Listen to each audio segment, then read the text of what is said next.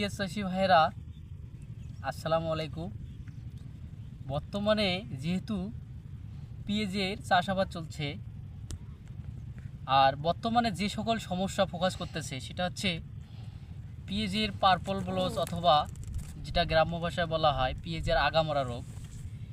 তো আপনারা অনেকেই জানতে চেয়েছেন যে পেঁয়াজের আগামরা রোগ অর্থাৎ পার্পল ব্লচ কিভাবে এবং কোন ছত্রাকনাশক প্রয়োগ করলে এটা নির্মূল করা সম্ভব। তো যাই হোক, কথা না বাড়িয়ে শুরু করা যাক। পেঁয়াজের পার্পল ব্লচ আপনারা কিভাবে নির্মূল করবেন সেটা হচ্ছে হেকেম বাংলাদেশ লিমিটেডের একটি ছত্রাকনাশক আছে, সেটার নাম হচ্ছে হেপ্রোজিম। এর গ্রুপ হচ্ছে ইপ্রোডিয়ন প্লাস কার্বেন্ডাজিম 54WP, অথবা অটো ক্রুপ কেয়ারের আছে রোভরাল। হেকেম বাংলাদেশ লিমিটেডের হেপ্রোজিম, হেপ্রোডিয়ন এবং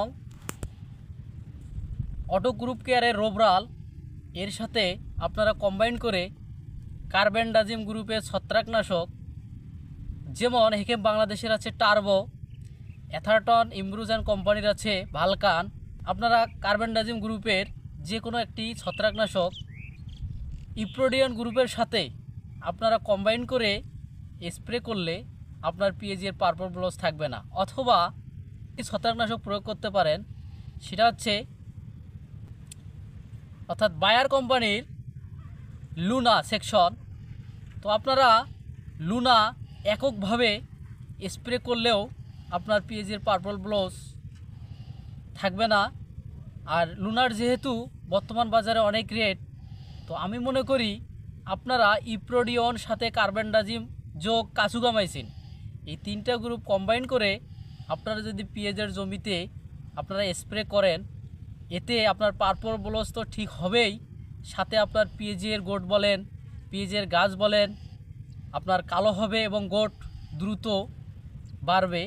তো আশা করি কৃষক ভাইয়েরা আপনারা বুঝেছেন। যদি বুঝে থাকেন অবশ্যই আমাদের ভিডিওটিতে লাইক, কমেন্ট এবং শেয়ার করবেন। এবং যদি আপনার এই ভিডিও উপকার পেয়ে থাকেন তাহলে অবশ্যই আপনারা আমাদেরকে জানাবেন। আসসালামু আলাইকুম।